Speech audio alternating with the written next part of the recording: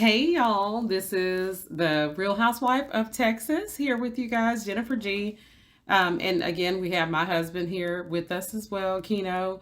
And like we promised, we are going to be having some really hot topics, guys. I mean, like I said, one of the things that we're really good about just kind of on our own time is having lots of time to communicate and talk. And so we want to make sure that we're, bringing about good content that makes sense, that, is addressing issues that people may be dealing with or are going through.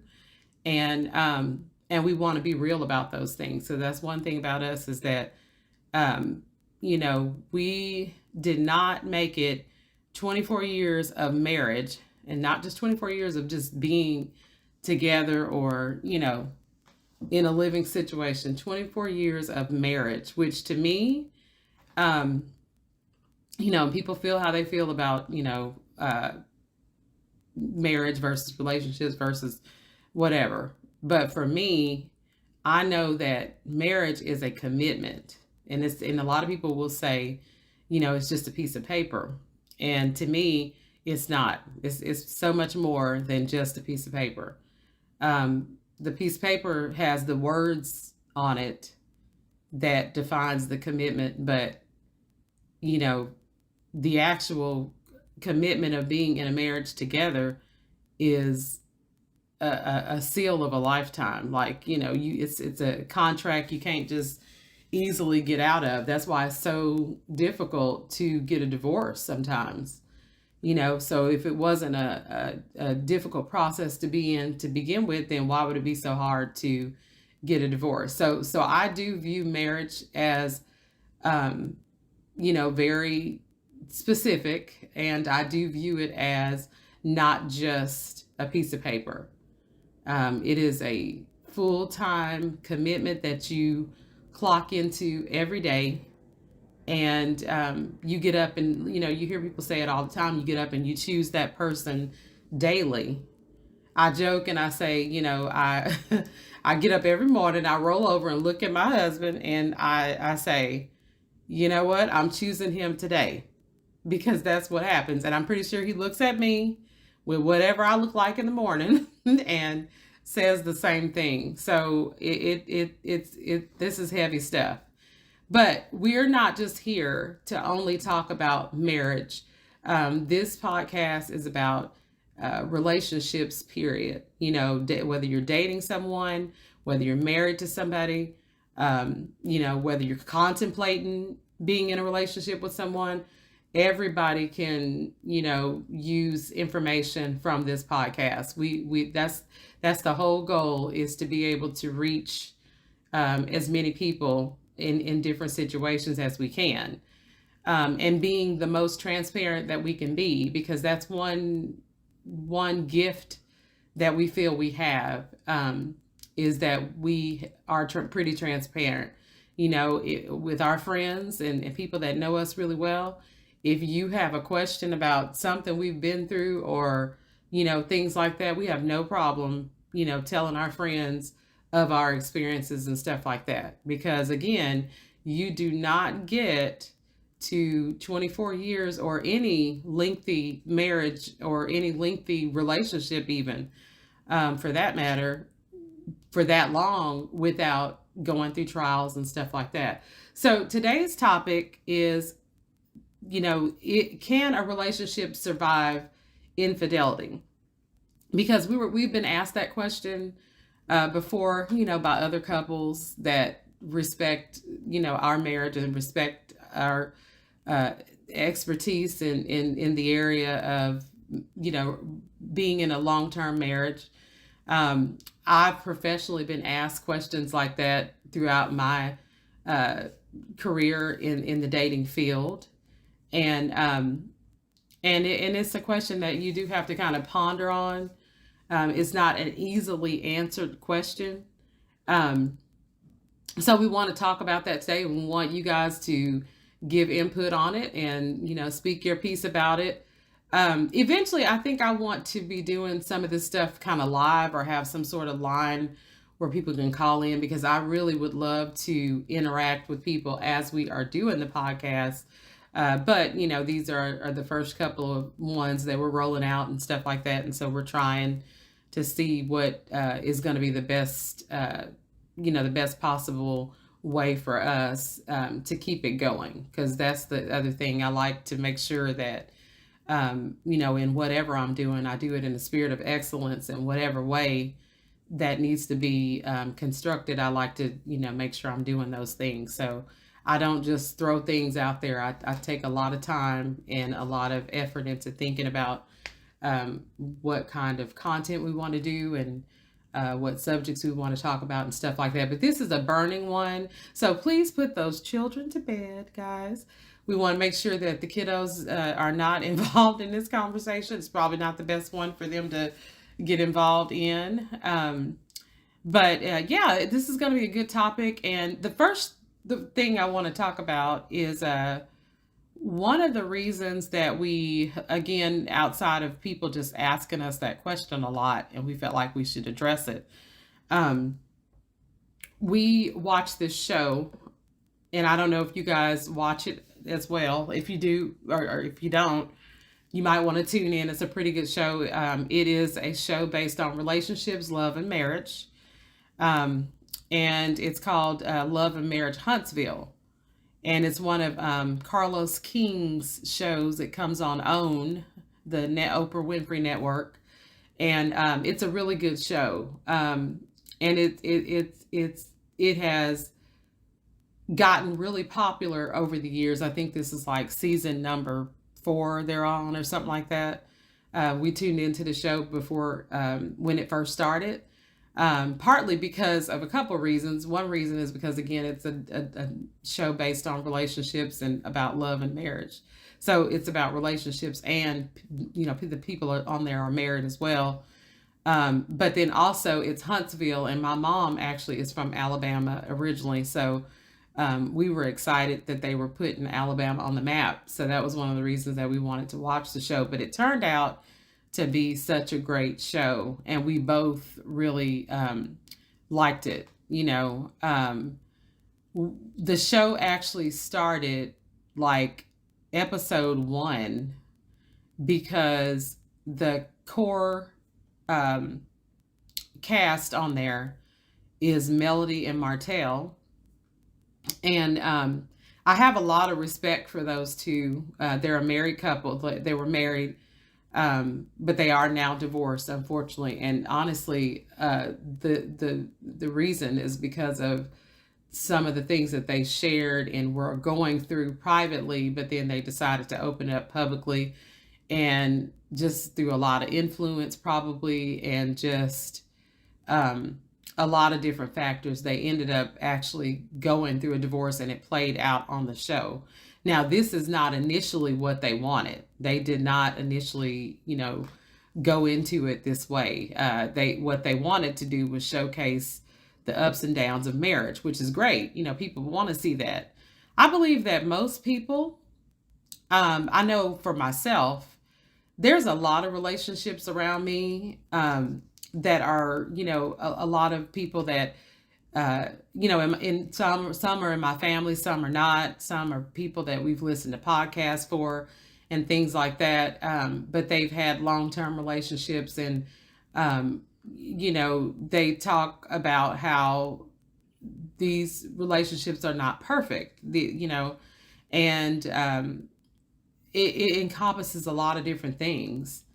And so this, the same scenarios going on with them. They're just kind of navigating through their marriage, and but what ends up happening is that they kind of wanted to just talk about some of the ups and downs. Well, what ended up being exposed on the show is that Martell, the husband, was cheating on Melody, but it wasn't just a one-time offense. He had ended up going into a full-fledged affair with a woman that he was developing all these feelings for. And it went, a little further, because it actually escalated into him having a child outside of their marriage with another woman, the woman who he actually had started to really fall in love with, and it was the demise of their marriage. And it came out later on that there were some points where Melody, kind of did some things that was, not within agreement of their marriage too. Probably a lot of that was in retaliation of what happened in there, because that's what she states on the show. But basically, to the core, the infidelity is what was the demise of their relationship. And I want to use kind of that somewhat as a reference, because we've talked about this, and we feel like there were some areas where their marriage probably could have been salvaged. But when these types of things happen, you have to have two willing people who first of all love each other to the core, and they're committed to the relationship and committed to each other. And, perhaps there was a mistake that was made, because as a relationship expert, I know for sure in different conversations, in different dealing with different clients, different people over the years, coaching, things like that, these things can gradually happen, and that's what happened for them. But there were some turns in the road where we feel like as a couple things could have been turned around. But I think the outside influence of first of all, them airing everything out on TV and not really and letting it play live right as it's happening type thing, and not having the time to really just kind of like navigate it together first and then decide what they want to present to the world. I think a lot of those outside influences really caused a lot of the breakdown in their marriage too. So, tell me, what I mean, I know we've talked about this show, and we've talked about these things. Overall, as a couple, we feel like, you know, infidelity grows sometimes. It could start out, and we're going to touch on some different parts to that. But it can start very, very subtle. And we're going to kind of break some of this stuff down. But so knowing that, we feel that, yes, if there is infidelity in a relationship, that does not have to be the demise of a relationship. Yes, it is grounds for, the relationship to end, if that's what the two people decide that they want to happen overall. But does it have to be the end of the relationship? Absolutely not. You can turn those situations around, and we're going to talk about a little bit about that. But tell, like, when we first started watching the show, and and we were kind of shocked, like, wow, they really were transparent, and talked about how this thing started, and then of course little pieces were being revealed. What was your initial thoughts as a man, like how Martell was kind of handling things, and like what were your thoughts? I know you've shared them with me, but we want to share it with them.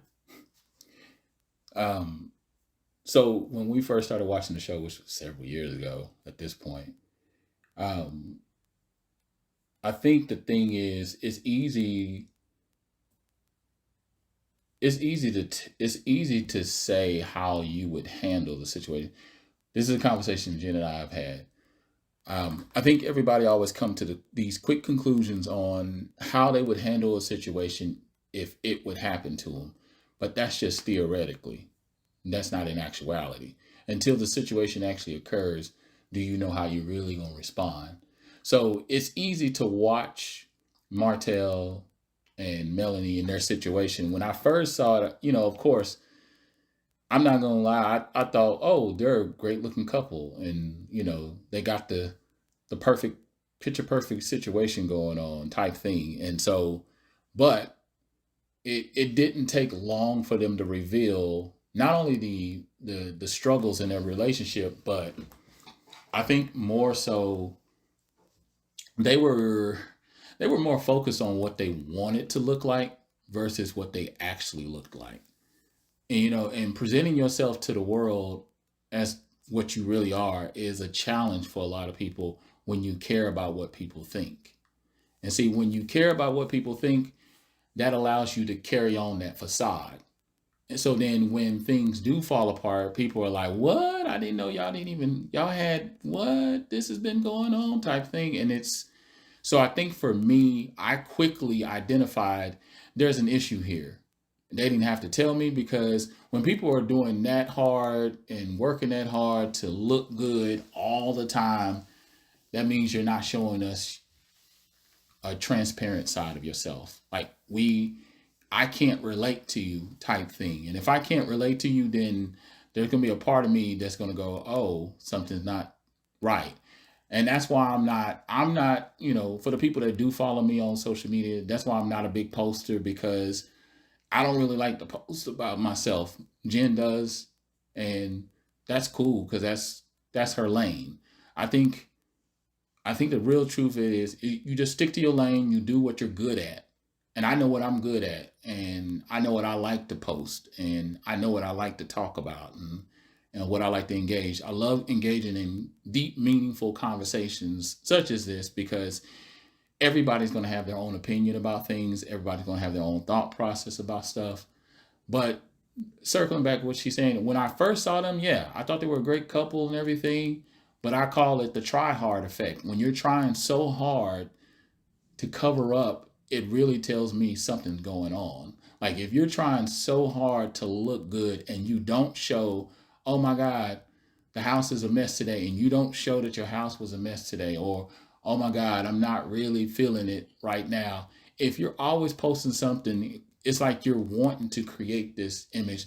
And reality shows, they have some sort of control, especially when you start watching behind the scenes and realize that the couples actually have a lot more power than you think they do, and they have some say so. But when we did start to find out about the infidelity with the husband, I don't know why I can't remember his name now. Martell. With Martell, Yeah. it wasn't that he was. Cheating in itself is always bad. Infidelity in itself, at its core, is bad. But it was not only the denial, but the level of arrogance of feeling like she owed him something. The lack of accountability, I guess I'm getting at. Yeah. The lack of accountability, being able to fall on the sword and say, you know what?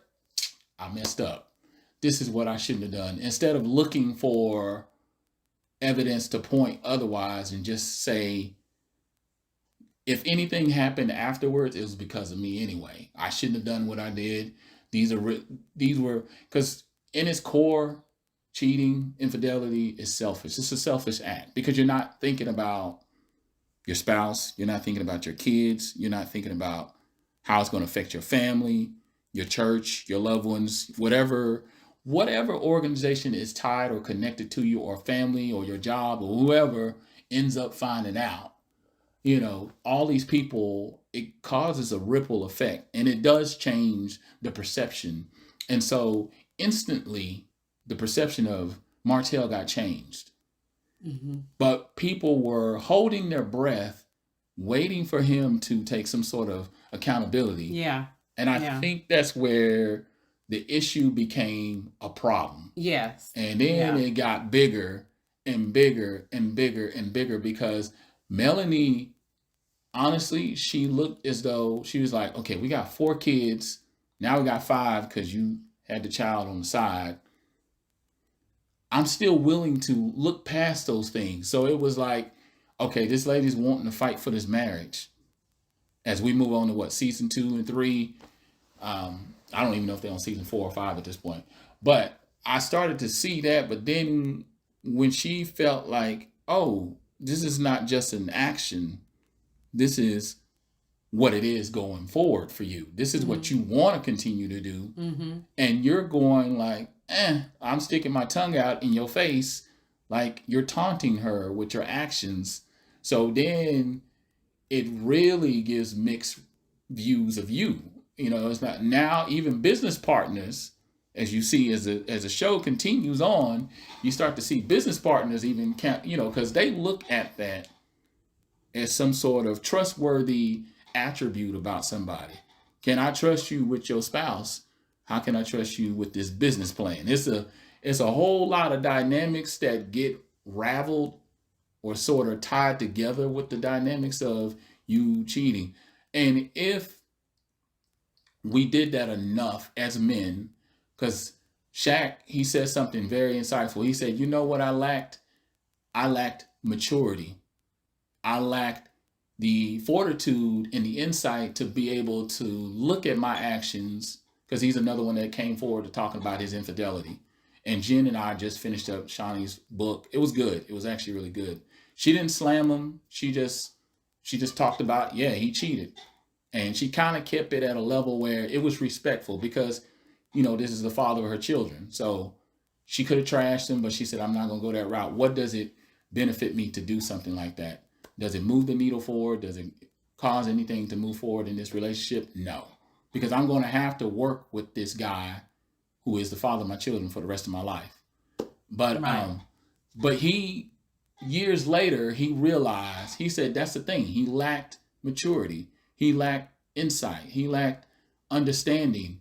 He was a boy who was given a man's world of riches at once, and he was like, Didn't know how to handle all he that. didn't know how to handle it. And that's and that's why when I've been asked that question from people, do you think that, like people who've shared with me that they have had a spouse that cheated, or or even a boyfriend in a relationship or something like that, do you think that's something that we would be able to tackle or get past? Because first of all, when something like that happens, you're dealing with the hurt part of it, and sometimes people can't see past the hurt. You kind of stay stuck in that stage for a while, and so then you don't get to the realization of, okay, how can we navigate this going forward?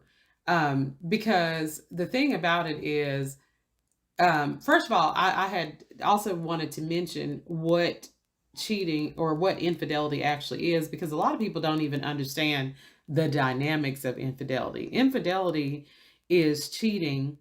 It's the act of being either emotionally or physically unfaithful to either a spouse or a partner, and the breaking of a commitment.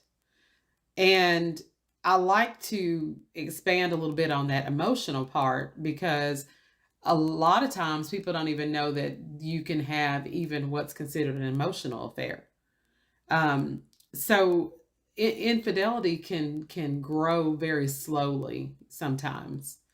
Sometimes it could just be a simple act, just a stupid mistake. Somebody just, out of their own stupidity did something dumb, or, you know, um, you're in a situation, maybe alcohol was involved, maybe it wasn't involved. It could be a isolated incident of just stupidity and just not thinking about your spouse and or your partner. And it could just be a one-time thing where, what, I was just did something really dumb and wasn't considering things. And like, is saying about Shaquille O'Neal, he was he has come to the realization that, I was very young with a lot of opportunity that I didn't know how to handle, you know. And sometimes it's that. Sometimes you are in situations where you're in new territory, and you may be tempted with things that, on for example, I mentioned before that I used to work for the NFL, which was the Dallas Cowboys football club, and so working for the Dallas Cowboys, and we used to be able to be around different crowds of people that the average person would not be exposed to. In fact, when I first started working there, I was literally told on day number one.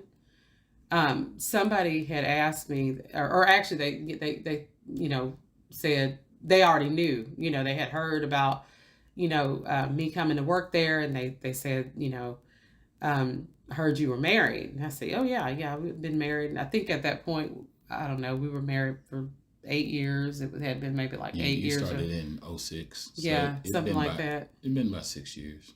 Okay, yeah. So it was pretty new. We made it past the 5 year mark, but we were fairly, still new. And we got married young. So we were 19 and 21 when we got married. But one thing about us is that we have always known that we were each other's person. I mean, that was never a question. What the way that and we'll save that for another show to talk about how we actually got together, but how we strategically were able to meet each other at the right time. We just know, and we both knew. But what we didn't know is that being with your soulmate and meeting somebody, and then at that such young, tender age where you haven't really navigated a lot of relationships, that may have been very, very long term because we were still young, you were going to face some things. And so we grew together. So we absolutely made mistakes in our marriage. And, there was things that we had to forgive each other for, just stupid mistakes that you make because you simply don't know how to navigate things yet. You learn along the way, and you learn what's appropriate, what's not.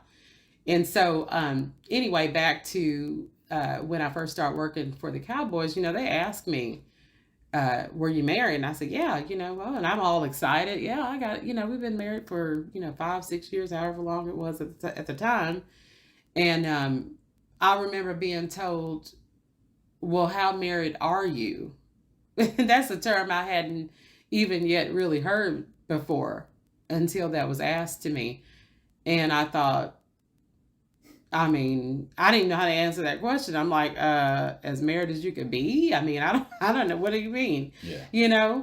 But then I went on to learn many stories of how in that kind of environment, anything goes. Anything can happen. You are dealing with people that's making millions, and let's talk about that for a second.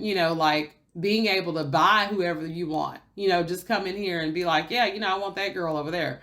Well, of course she's going to be enamored by the fact that this is a player and he's making all this money, so stuff like that would happen all the time. There's some of these stories, like I said, I did sign a non-disclosure. So there's things that I do know and are privy to that I won't break that agreement. But I can say that I know a football player who is now retired, who that is absolutely how he got his wife.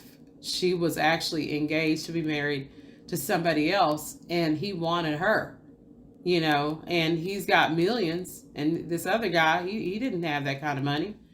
He worked there, and so he had a decent living, but he sure as hell didn't have millions.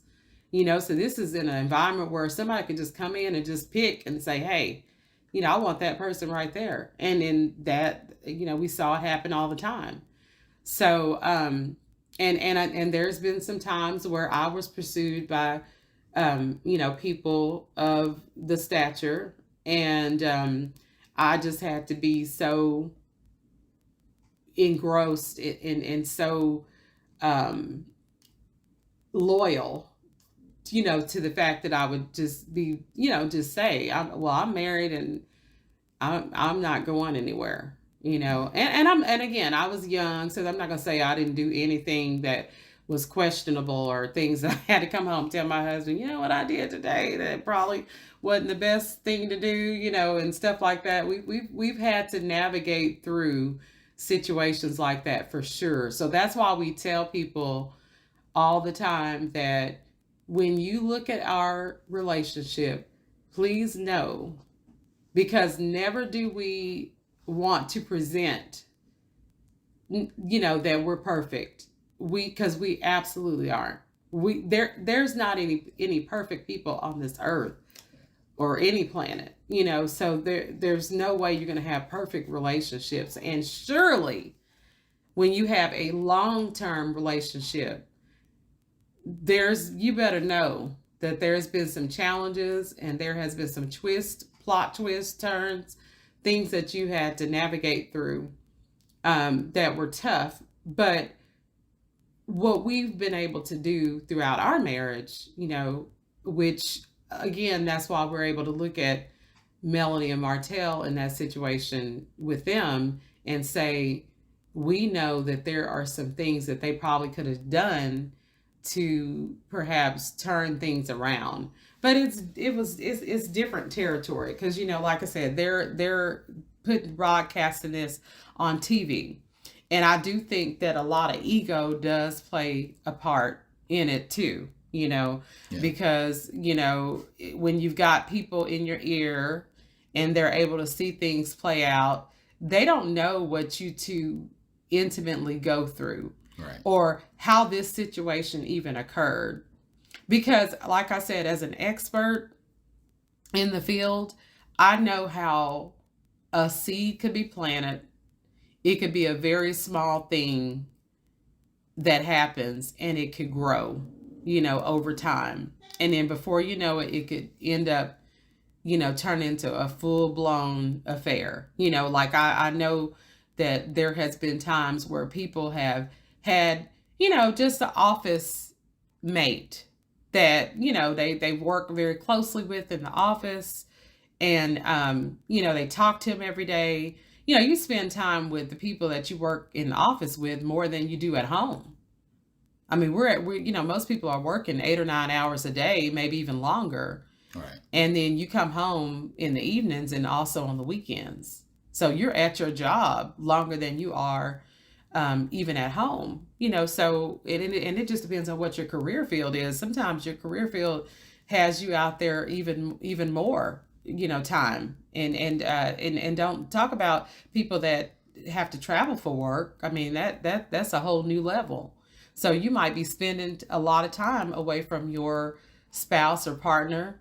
And, so you meet this person at work and you spend a lot of time talking with them and getting to know their families and stuff like that. And it could just be the right recipe. Sometimes, there's an issue that somebody's having at home and, they share it with each other. And next thing you know, you find yourself confiding every day in this person at work. And it's stuff that maybe you can't talk to your spouse about it, or haven't figured out how to. So you enjoy talking to, Susie at work about it. And Susie's comforting, and she's, helping you through this problem that you really need to be discussing with your wife. And it could grow just as simple as that. It's a seed that's planted, and it is, no one's exempt from that situation. That could happen with a pastor. You see all these pastors, these fallen pastors that, are having affairs, and we're finding out, they've been in a relationship with somebody that's been on their office staff, or things like that. Nobody's exempt from those situations because we're all going to be tempted, and typically we're tempted with what we like, because what we like is known. So it typically is not going to be something out of left field. Is going to be something that you like. So when you're having problems and your husband is at work and Miss Lollipop is, coming through there with short dresses on and, asking him questions about how she looks and, stuff like that, then that could be one of those situations where things can grow over time. You start responding to that. Next thing you know, you and Miss Lollipop going to lunch or something like that. These, like I said, these things I have seen it all, and I've heard it all. And I know that these things like that can happen. But what you have to do, and what I think that was missing with Martell and Melody in their situation, is that, like I mentioned on previous podcasts, you two have to be so in tune with each other. First of all, the communication has to be there. The communication has to be there to where you're able to talk about things even when it's tough. Yeah. And we that's what we do. Yeah, it's important to. The other thing we talked about is being each other's eyes. And when you're someone else's eyes, that means you're looking out, not only for your relationship, but you're looking out for your spouse, a potential thing that can occur. Where does it start with? You have to look at the roots of where things may have occurred. Was there any barriers set to basically guard off potential stuff? When she mentioned the Dallas Cowboys, what we did was we kind of established boundaries from the beginning. If you walk around establishing boundaries with people from the beginning, it doesn't allow things to come in. Right. But when you have those barriers down, then things can occur. And like she's saying, yes, there's been things that have happened in the past, but it's also been monumental to have a conversation and say, hey, tonight, this is what I saw. Yes. Or tonight, and if you both can have a sound conversation, then it can actually help and benefit you both. We've even learned to do things in moderation. Like, does bringing in alcohol include things? Does changing up your environment make things happen in the wrong manner? So it's like, okay, and how do you look? How do you think you're presenting yourself when you think you out there? Do you present yourself as a husband? Do you present yourself as a wife or as a partner or boyfriend or girlfriend, whatever the case is? You really have to do a lot of self-analyzation, but you also have to allow your spouse to come in, have your barriers down with them, let them come in and tell you things that are insightful. It's not critical. It's more helpful to help the relationship, because that's how, like she said, that's how we've been able to stretch this long, because we've been able to say, okay, have those conversations. We're going to have a hard conversation, and we're going to talk about, okay, tonight you look good. Some people thought you looked better, and some people probably thought you weren't with nobody. And you were like, okay, how am I presenting that? Mm-hmm. A, B, C, D, E, F, G. This is how you were looking. Right. So over the years, we've learned to do things not only in moderation, not only through communication, but also creating barriers to where people could understand that this thing here is like you're locking both your arms together. I'm locking my arm inside of hers and saying, oh, these two are together. Oh, okay, my bad. Because some dudes, they will approach. I've had dudes approach my wife right in front of me. And I'm like, dude, I'm right here. What you got something to say? And I'm such a gentleman that Jen didn't know that I would tell people certain things. I wouldn't say it with her in my presence. Mm-hmm. Respectfully, as a gentleman, I would pull the guy to the side. I don't care who you are. I would pull them to the side and address the matter and say, hey, look, don't flirt with my wife. Okay? All right? Respectfully. And just keep it at that. And if the person doesn't do that, then that's when you got to have another conversation. It may not be a good one. But usually 9 times out of 10, the approach worked. But then also having a conversation with her. Same thing with me, vice versa. Learning to be more guarded, no matter where I'm at. Even if I'm by myself, or if I'm with my friends, or if we're at an event, if we're at a party, or we're at a wedding. It doesn't matter.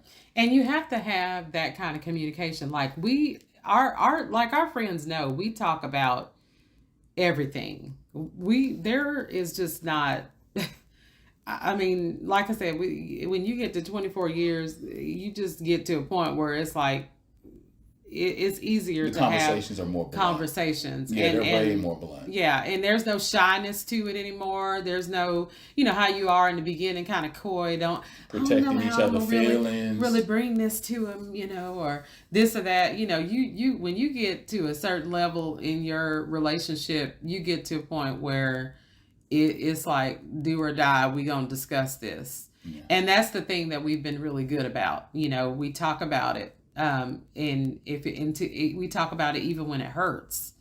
If we've done something, like he said, we address those issues. Like, let's say we go to a party or something together. And we know we're an attractive couple, so people are going to, probably approach us and things like that. But we just have to have that much more respect for our relationship and be able to, just be able to speak up when it needs to be addressed, and let somebody know, well, no, I'm with somebody, or if it's the fact that your spouse is being flirted with, like he said, and then you gotta. Now, the thing about me is the women in my family are extremely classy. So you will never see us, for the most part, you're not going to get us to act a fool too much in public. We just are not set up like that, because we just have a lot of class, and we're just not going to do it. So you're probably not going to see me just, go off too far in front of everybody at the party, right? Because I'm just a class act like that. I just don't, I feel like things need to be privately discussed a lot of times. I think that your issue shouldn't be everybody's issue. You know how when people fight in front of you, just like really dramatic, Making and the it just situation makes awkward. everything awkward and uncomfortable. I'm not with that, Yeah. and that's just me personally. Like I'm not knocking anybody else's antics or their tactics of how they tackle it, because the point is, you do need to talk about it, but I do feel that there's a way that you talk about things and how you go about addressing things, and my preference is to address it at home, because I want him to hear what I've got to say. I want him to hear me fully. I want us to get to a level of some understanding through the conversation.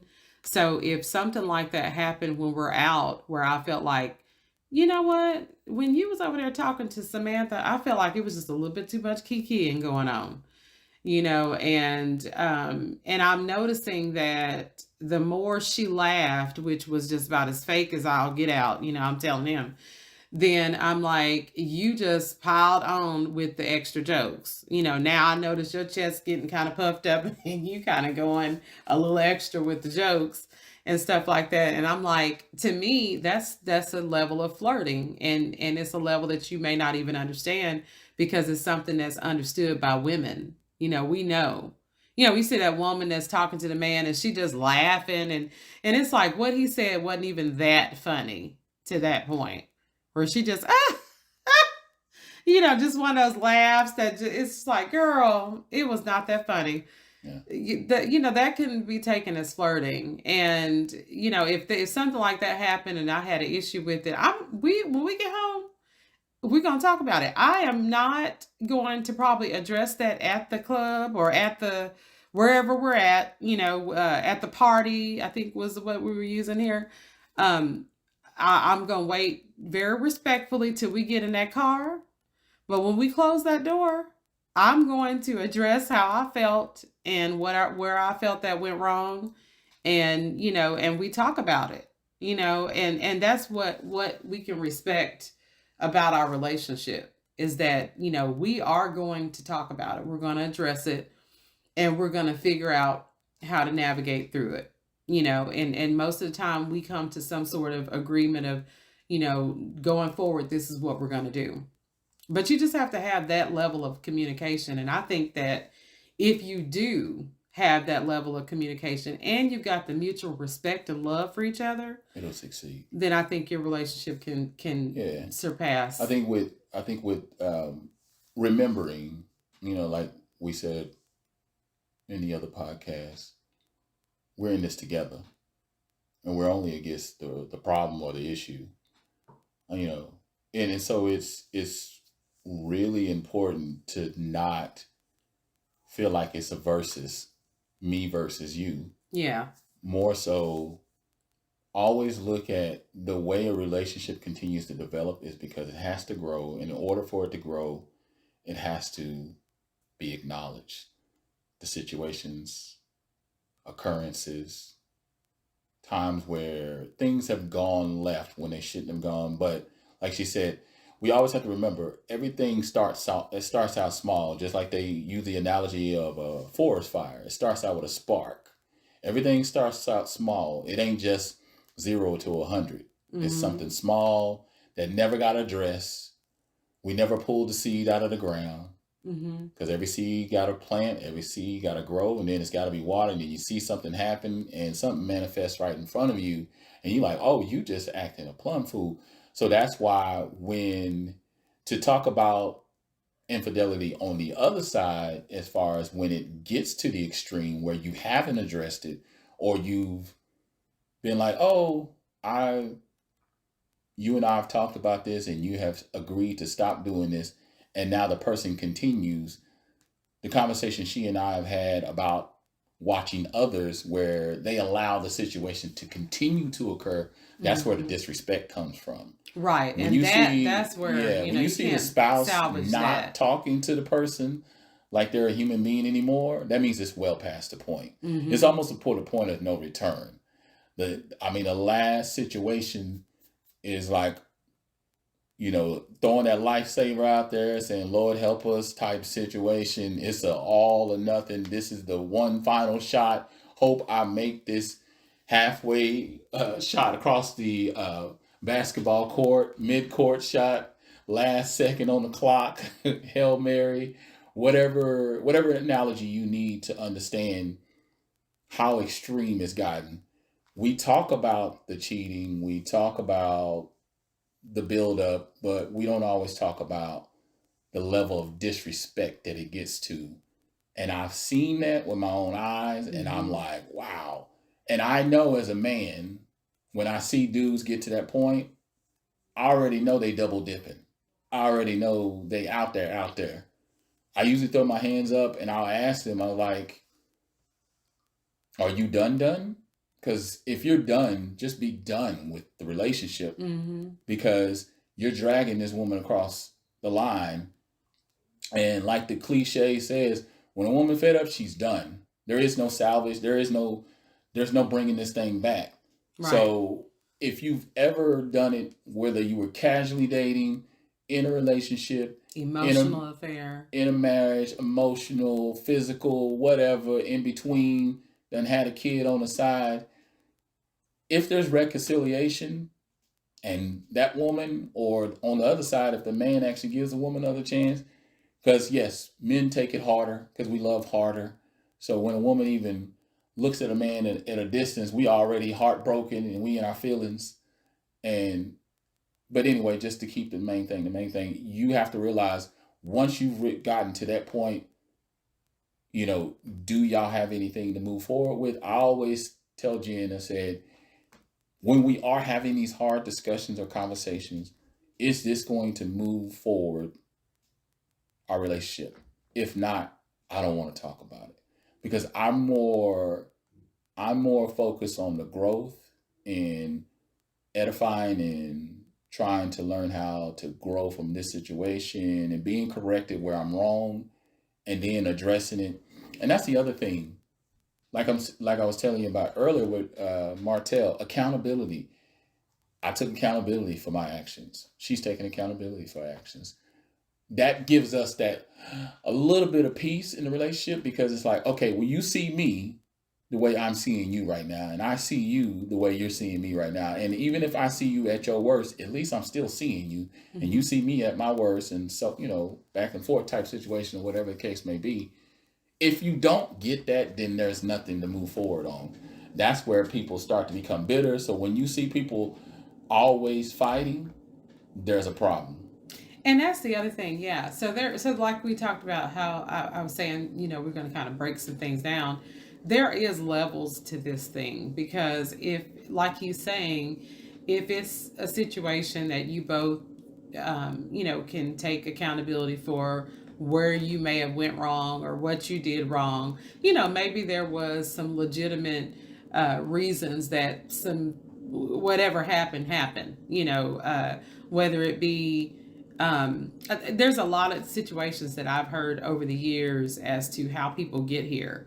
You know, and I could the list could go on. I could go on all night about different situations and what brings people to these points. Maybe you have a spouse that has experienced some sexual trauma back in the day or something, and they are trying to navigate through that. That changes a person, and maybe that has something to do with why the infidelity occurred. Or, like I said, maybe it was an emotional affair. Maybe it was a lot of time being spent from each other. You broke it down. Did you break down? You broke down emotional affair, how that is.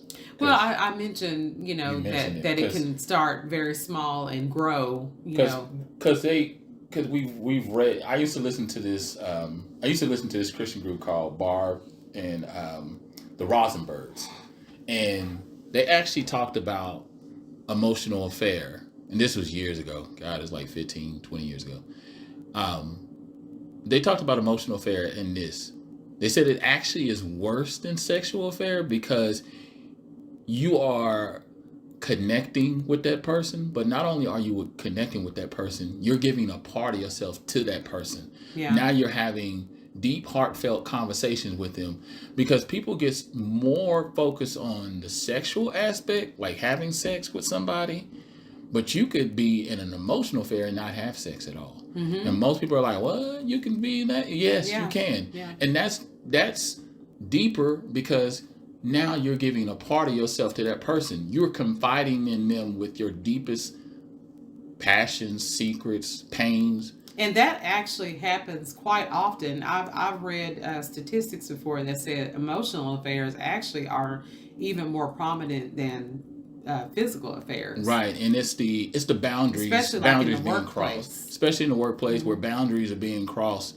So, with being transparent as a male, what I learned over the years, because even though I work in the IT field, I work with a lot of women. But what I've learned is boundaries. And the boundaries that I keep, I establish the word professionalism. Let's keep this professional. We can laugh about certain things and we can talk about certain things, but that uneasy feeling that you get, that the conversation is about to take a route that it don't need to go. I've had women ask me, "What's your status?" And I've told them, "My wife." As soon as I say my wife, some people go, "Oh," and then some people are like, "Can I get your picture?" And I'm like, "No, my wife would not approve of that, and neither do I." I'm like, "Can you remote me into your computer?"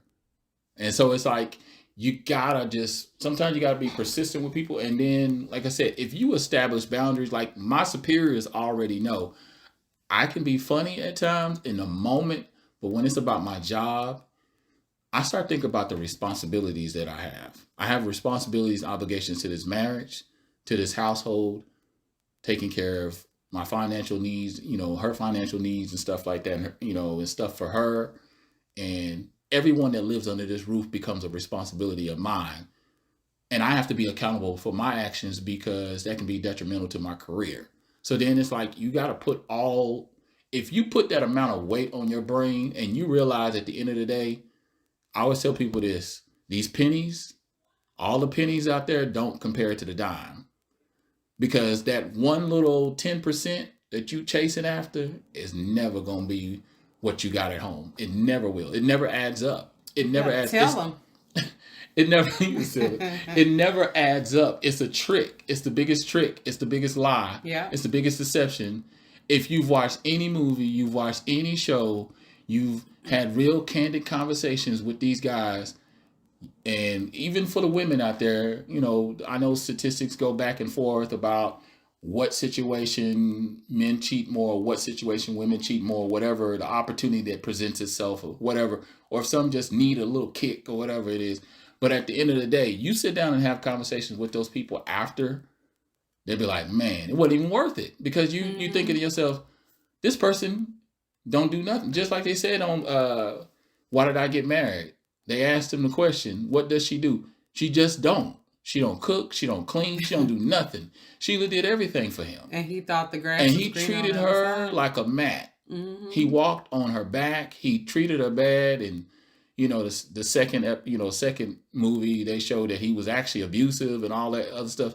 And like I said, that's the extreme. When you don't respect your spouse anymore, you just see them as a person. And it's on a level of disrespect. It's on a level of That's disrespect something that's that beyond. can't be salvaged. But yeah, just to keep it at what I'm getting at is that people lose focus or sight that what you're coveting after outside of your house is already there. Mm-hmm. You need to do work on yourself first, and trust me, your vision will be a lot more clear. Yeah. Y'all better listen to that song that Babyface sang. I heard that song recently, the one where he talks about, and I'm not even a lyrics person, but because a lot of times I hear a beat or something like that, and I can get intrigued by a song through the beat and not even realize exactly what they're talking about. In fact, that's a running joke with my friend group, that I don't be listening to the words, or I make up my own words or whatever. But he has a song where he that's why he's one of my favorite classic singers, because he used to be talking about some stuff back in the day, honey. And there's a song that he sings where he says, I think the name of the song is actually "Who Is Gonna Love You Like I Do." And honey, y'all better listen to that song that Babyface sing, because when he's singing those lyrics and he's letting her know, because where he says, "Where will you go?" And I'm assuming that in that song, I mean, I've listened to that song a million times, and I'm not a lyrics person, so I'm assuming that she's trying to leave, and because they've had this problem. Maybe it was infidelity, whatever it was. Yeah. And if I'm wrong about this song, people, please message me afterwards and tell me exactly what I you told think her it is. I just listened to the song for the first time. I actually am a big R&B. I'm a big lover of R&B, 80s, 90s, and And I love R&B. That's one of the I told many her, genres. I said, actually, the song reminds me of a song from Boys and Men, "Doing Just Fine," and really, the song was after the relationship was over. It's almost like they were writing a letter to the girl, letting her know, "I'm doing just fine, getting along very well." I only know this song because I heard it so many times after a heartbreak. But anyway, so yeah, you're going to play the song over and over therapeutically. In his song, he actually is talking to her because she's about to leave. Yeah. But he's saying, "Who is gonna love you like I do?" And and those lyrics couldn't be so that more makes real. You know what's funny about that is that I think we don't spend enough time thinking about what our relationship would, or what our life would be like without the person. We spend more time nitpicking about what you do around the house that get on my nerves. And I'm glad we learned years ago about the 80-20 rule, about loving the 80 and can't stand the 20. And the 20 is something that's basically not going to change. It's just rooted in that person. They may even try to change those things to bring it over to the 80 side, but it's really just rooted in who they are. There's fundamentals about us. There's essential parts of us that's not going to change. We are who we are. But I think it's more so not so always talking about what the person don't do. Like they said, if you sit down one day and just write a list, one side of the things they do in this relationship that make you happy, or the things they do around the house versus the things they don't do, the other side is always going to be longer. Now, if it ain't, that's your relationship and that's your problem. I don't know how to respond to that. But yeah, you gotta start counting those blessings. You gotta start saying, hey, I'm sitting here wasting a lot of time and energy on days I won't get back with this person. And now to come full circle with the Martell and Melanie situation, that's really where Martell's coming from. Just like Jen touched on, the pride is really what's keeping him from being humble and just say, you know what? Ego. If I hadn't cheated, she wouldn't have cheated. Yeah. If I hadn't been out there, instead of being home with my kids and taking care of my responsibility as though I'm portraying to the world, because he was good. He even said on one of the shows, he was like, well, at least I was home at 6. And it's like, what? Dude, what? That does not disqualify and you. He was. Now, he was an excellent father. You can see that. Oh, yeah, he loved his kids. He knew how to do his girl's hair and everything. I mean, he just knew knew how to juggle those balls, but he didn't realize that a woman's intuition is more powerful than a lot of those things. Mm-hmm. It's like, oh, they see you and they see when you're not present. You can be there. Like I would tell people, I say, yeah, your parents can be there physically, but mentally they somewhere else. Or they there, it's like you're getting one part of them, but you're not getting all of them. When they're not present, you know something wrong. So even when Jen walk in a room, I'll ask her, ooh, what's wrong? And that's just me being self-aware. It's more so, hey, is everything okay? Did you need something? Being more attentive. If we spent more time paying attention to each other's needs and wants, we wouldn't even worry about things outside of the house. Mm-hmm. So yeah, and it's important to protect your relationship. I think that that's another element of what has to be done too, is that just you can't be not too naive. You have to know that if you value all these things about your spouse, then somebody else is out there valuing them too. And so and the only two people who are going to be looking out for your relationship, it's not going to be your friends. Not to say that you don't have good friends that look out for things too and stuff like that, but the responsibility is on the couple. And so you two have to or protect your relationship at all cost, which means that you have to recognize when the outside influences are trying to interfere with your relationship, because we've had a lot of that too. We've had exes pop up that try to get back into the situation because they see that you're happy, and some misery loves company. So sometimes people are miserable or they're not where they want to be, and they see your relationship as flourishing and you seem to be happy, and and so you say you're happy, but how happy are y'all? Really? Yeah, like how married are you? They be rubbing them hands together like Birdman. Mm-hmm. Waiting on a shoe to drop. What you've been around about 30 years? Because we, like we said, I know we harp on the year of how long we've been together, but really, that just goes to show how long we've been together and how many. You got to remember how many trends and how the world has changed. Yeah. When we got together, I had a cell phone through a business, but we didn't even have cell phones. We didn't have social media. Yeah, you were like one of the first people I knew that had a cell phone. We didn't really have the internet. It was about as big as a telephone. The internet it was still in its infancy. So we didn't have social media. We barely had the internet. We didn't really have cell phones. So the way of communication, the way of even talking to people has transformed so much over the years, in good ways and bad ways. Because, and so it's amazing that relationships that really want, and that's really what it is. I don't see it enough.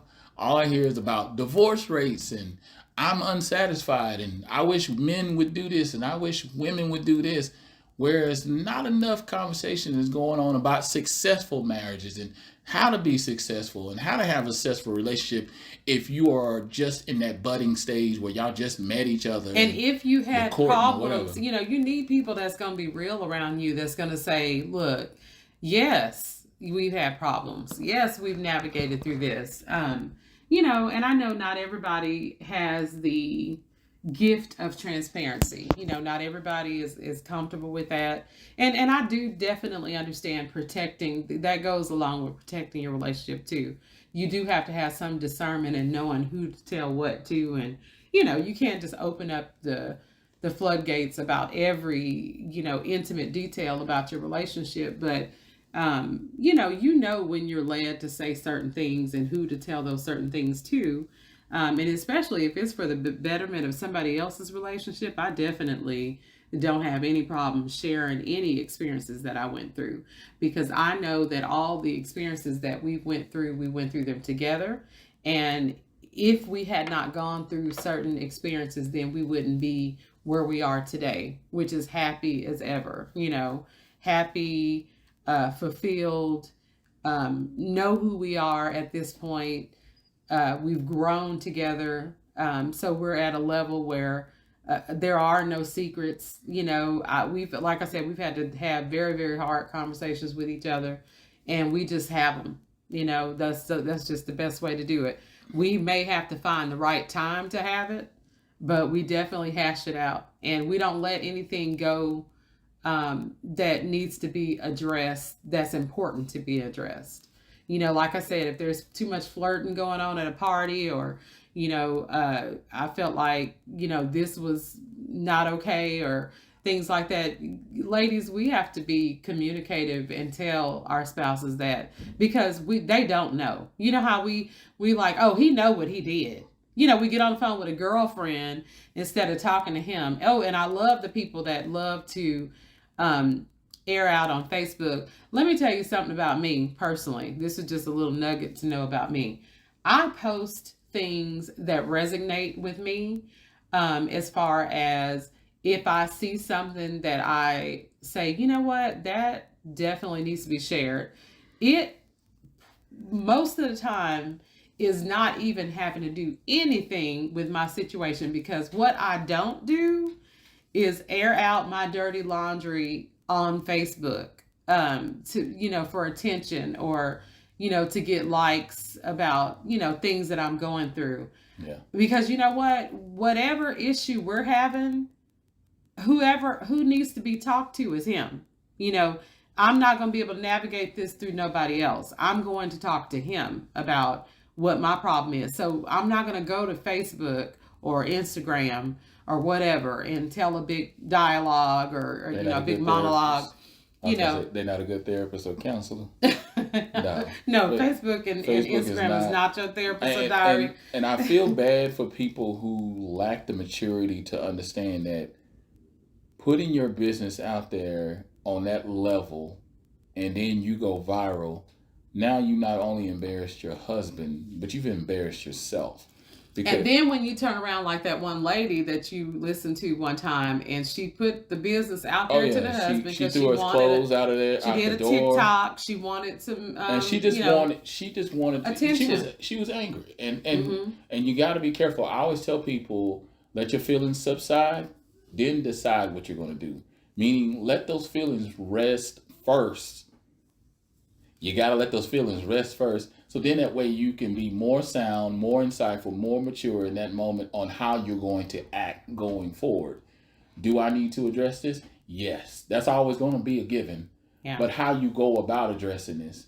If you say to yourself, because some people at the end of the day say, you know what, I don't want to continue with a relationship after this point. Yeah, and that's what happened, right? Because she put the business out there. She decided to throw his clothes. I don't know if it's the same lady, but this lady decided to throw her husband's clothes after a weekend in Vegas. He lied partially, and then he came with the truth later on because he wanted to find out how much she know. So he was playing that. And a lot of dudes do that. I will say yes, we do it. We'd be like, oh, how much you know? Yeah, I spent more than I said I spent. I said I only spent 100, but I really spent 200. Anyway, the dude clothes got thrown out on the lawn, and she basically blasted his business. And did he lose his job or something behind Well, he didn't, but since her video went viral, 1 million people saw it, they started calling his job. They found out the location, so they called and said, do you know what kind of employee that you have working at your company? And then the lady 2 days later gets on, and she's crying, and she's letting the world know, hey, I appreciate you guys having my back and supporting me through this hard time, but I did not need y'all to call my husband's job. Now it's her husband again. Now it's her husband again. And see, this is what we're saying. Yeah. You cannot let, first of all, you can't let social media be your therapist or your counselor. Mm-mm. Second of all, You do not get on the horn in the midst of your feelings and go on about your spouse through moments of indiscretion. You deal with that internally, not externally, in your house, not outside your house. These are the things, these are the conversations our grandparents probably had that we just never got to see. Oh yeah. So we were just like, why grandma stick around after that, or why grandpa doing this, or whatever the case is. I don't know, XYZ. But anyway, to sum it all up, she felt bad after the whole ordeal. They reconciled. They decided to stay together. See, and that's Now great. she's having to she got to stop the bleeding because the flood of people calling. So it just goes to show, like she's saying from the beginning, deal with your own matters in your own house, your own way.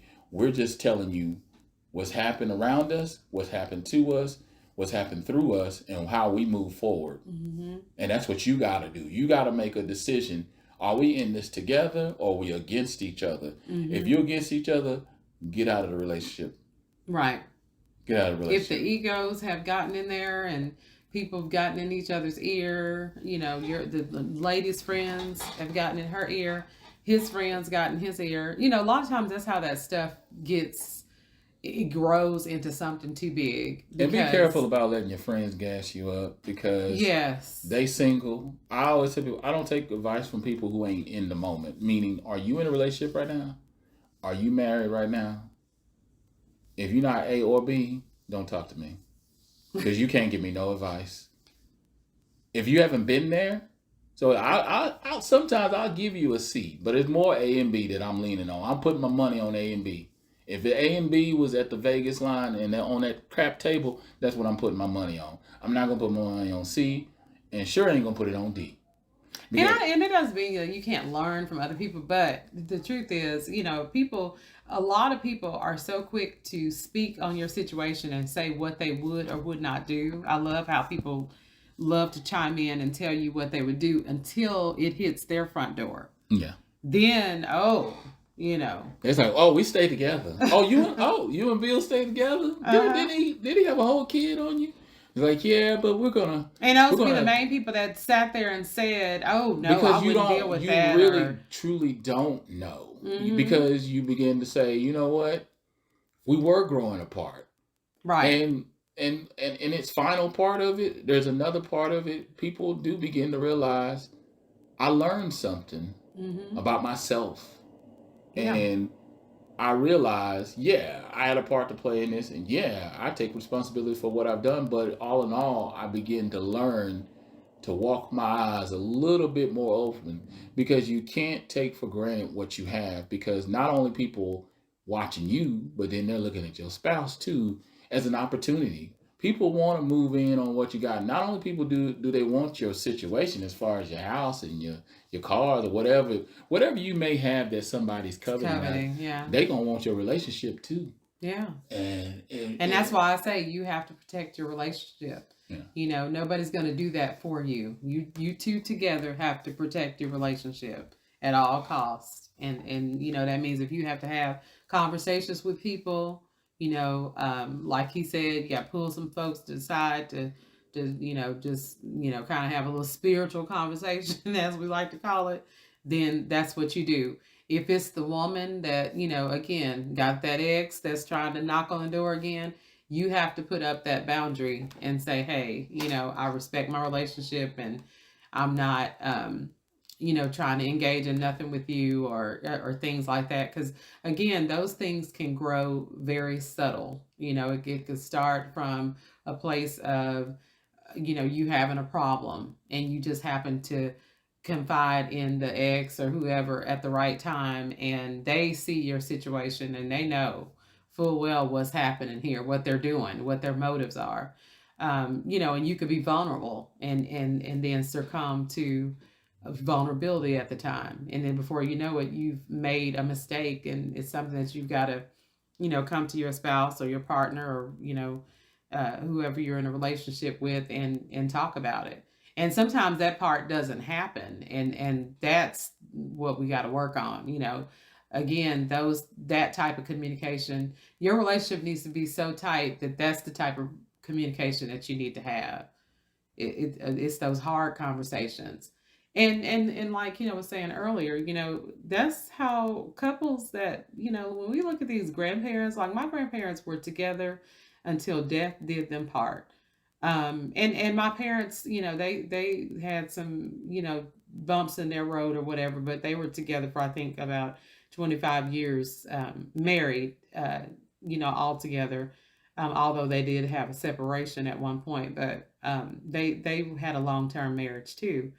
But when you see people make it, and you look at these couples that have been together for 60 years or 55 years, half their life, when you see them walking through the park holding hands and they all booed up and stuff like that, and you think to yourself, man, that's goals. That's what I want to do. And I do. I look at things like that. Like I said, I love, and I do believe that you can get to that point.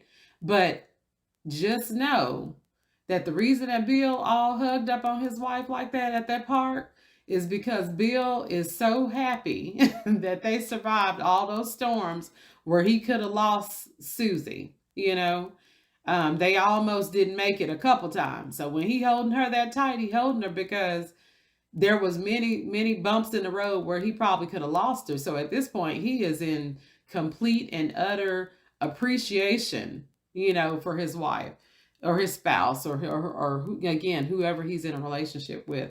So again, all in all, can infidelity, can a relationship survive infidelity? I think that it absolutely can, but I think that it has to be two committed people who definitely love each other, who see the error in their ways or whatever it was that caused the issue to begin with, get on the same side of the problem. Like I mentioned before, you have to get to a point in a relationship where you realize that we're not against each other, it's us against this issue. And, if you can get on the same side of the issue and conquer it together, you can move mountains together. There's like no level to what can be done. And again, sometimes it's not meant to be. Sometimes, sometimes these situations will be the demise of the relationship. Again, in Martell and Melody's situation, she was pulling for the relationship. She had actually stayed 5 years into knowing that he was developed this full fledged relationship with another woman, to the point where they finally had this love child out of the situation. And at that point, that's when she said, okay, I've tried all I can do. I even at one point got my lick back, as they say, where she kind of, I think, revenge cheated herself because they had separated.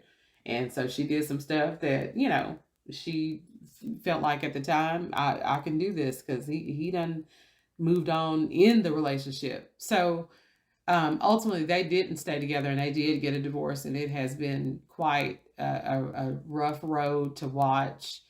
But I think that if Martell was able to have some accountability, like Keno said in the beginning, then they probably could have salvaged this relationship.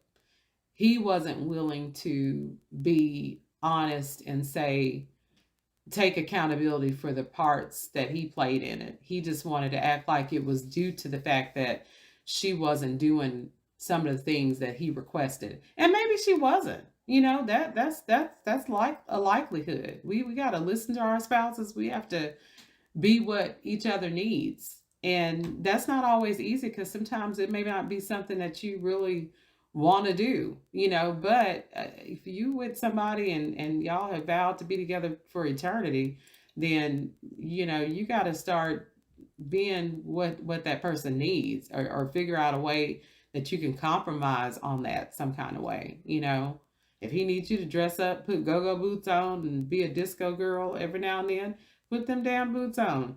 Or if, she wants you to wear body oil sometimes, and when y'all are being intimate or whatever it is that y'all need from each other, again, the communication has to be there, and that's definitely something that we do, to keep things spicy and to keep our relationship going. But protect your relationship, and yes, like I said, my answer to that question is that I do think that the relationship can survive infidelity if those two people love each other to the core and they're willing and committed to figure out where the problem started, figure out a solution to the issue and vow that they won't ever do it again. When you got that recipe, I think it's one that can be salvaged. Did you have any final words on it? No, I'm good. That's it. Yeah. Well, thank you so much, guys, for tuning in. So far, we have had so much feedback, and we really appreciate all the feedback. We want you all to like, comment, and share. If you enjoyed this podcast, please tell a friend. It's not that difficult to just tell somebody about this new podcast that I think is going to go some places, because there is a uniqueness about it that I think is needed out there in the podcast world. So be sure to tell people about it. Also, if you again have questions, thank you so much for people who have sent questions. We are going to for sure keep those coming and answer questions. And I'm going to utilize the community page on YouTube too, to where if we have any after discussions that we want to talk about, we'll utilize that as well. But thank you so much for listening, and peace be with you.